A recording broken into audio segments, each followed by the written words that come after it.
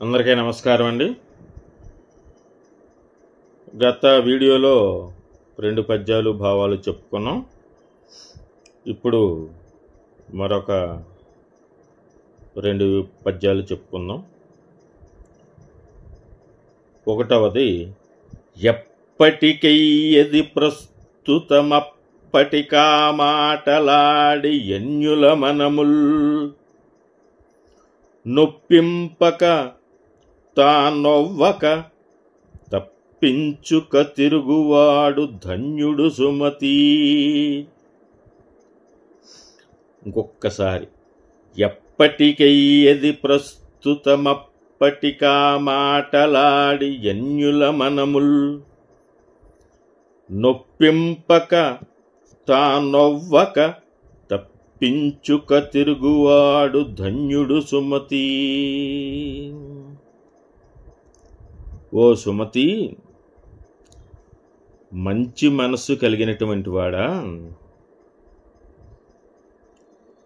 ఎప్పుడూ కూడా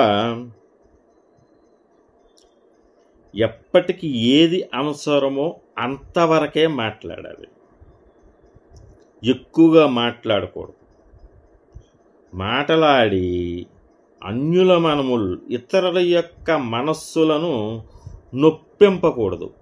మనం మనసులోనే అనుకోవాలి, ఈ మాట మాట్లాడితే ఈ వ్యక్తి బాధపడతాడు కాబట్టి ఆ మాట మాట్లాడకూడదు. ఒకవేళ అది నిజమైనప్పటికీ కూడాను దాన్ని వేరే విధంగా చెప్పాలి తప్పితే అతన్ని బాధ పెట్టేలాగా మాట్లాడకూడదు. దొరికాడు కదా అని చెప్పేసి మనం ఆ ఎదటవాడిని దీన్ని దెప్పి పొడవడం అంటారు. దొరికాడు కదా అని చెప్పేసి మనం వాళ్ళని ఇబ్బంది పెట్టకూడదు మాటలతోటి.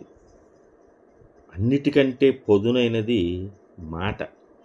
మాట మన నోటి నుంచి బయటికి వెళ్ళిపోయింది అంటే దాన్ని వెనక్కి తీసుకోలేము. అంచేత ఏంటంటే,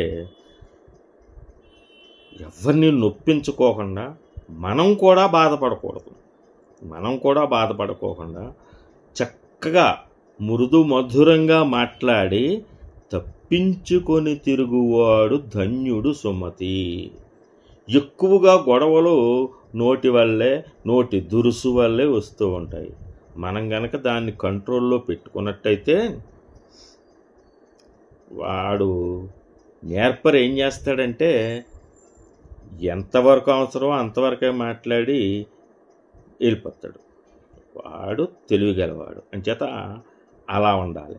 ఎప్పటికయ్యది ప్రస్తుతమప్పటికా మాటలాడి ఎన్యుల మనముల్ నొప్పింపక తానొవ్వక తప్పించుకు తిరుగువాడు ధన్యుడు సుమతి. మరొక పద్యం, ఇంకా ఇది చాలా మంచి పద్యం, అంటే అన్నీ మంచివే. ఎప్పుడు దప్పులు వెదకెడు నపురుషుని గొల్వకూడదది ఎట్లన్నన్ సర్పంబు పడగ నీడను గప్ప వసించిన విధంబు గదరా సుమతి. మనం ఇంకొకసారి చెబుతాను ఈ పద్యం. ఎప్పుడు దప్పులు వెదకెడు నపురుషుని గొల్వకూడదది ఎట్లన్నన్ సర్పంబు పడగ నీడను గప్ప వసించిన విధము గదరా సుమతి. ఎప్పుడు కూడా మనం మంచిగా చేస్తున్నా సరే మన యజమాని మనల్ని తప్పులు పడుతూ ఉంటాడు. మనం ఎంత బాగా చేసినా సరే, నువ్వు అది చేయలేదు, ఇది సరిగ్గా చేయలేదు, నువ్వు నిర్లక్ష్యంగా ఉన్నావు, నీకు బాధ్యత లేదు అని చెప్పేసి మీ మనసుకు తెలుసు మీరు చాలా బాగా పనిచేశారు, అతను చెప్పినట్టు చేశారు, యజమాని చెప్పినట్టు నడుచుకున్నారు. అయినప్పటికీ కూడా అతను ఇంకా ఏదో తప్పులు వెతుకుతున్నాడు మీ దగ్గర కావాలని. ఎప్పుడు దప్పులు వెదకెడు నపురుషుని కొల్వకూడదది ఎట్లన్నన్. అటువంటి వాళ్ళ దగ్గర పనిచేస్తే ఎలా ఉంటుందయ్యా అంటే, సర్పంబు పడగ నీడను గప్ప గప్ప వసించిన విధము గదరా సుమతి. ఒక సర్పం పడగ విప్పుకొని ఉందంట.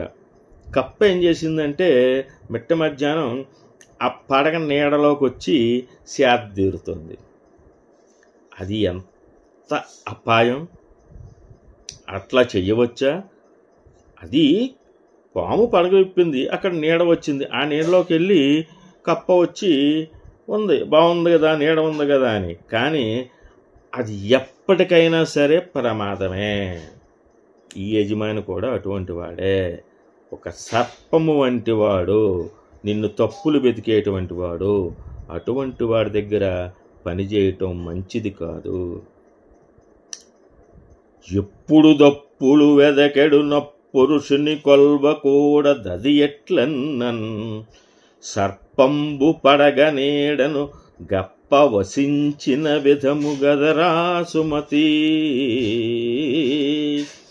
మరి ఈ బద్దెన గారు రచించినటువంటి ఈ సుమతీ శతక పద్యాలు గనక మన మనసుల్లో నాటుకుపోతే మనం ఎలా బ్రతకాలి అనేది చక్కగా చెప్పాడు ఆయన. చాలా సరళంగా చెప్పాడు. మరి ఈ పద్యాలు చాలా మంచివి, అందరూ తెలుసుకోవాలి. నా వీడియో కనుక నచ్చినట్లయితే లైక్ చేసి నా ఛానల్ని సబ్స్క్రైబ్ చేసుకోండి. అందరికీ నమస్కారం.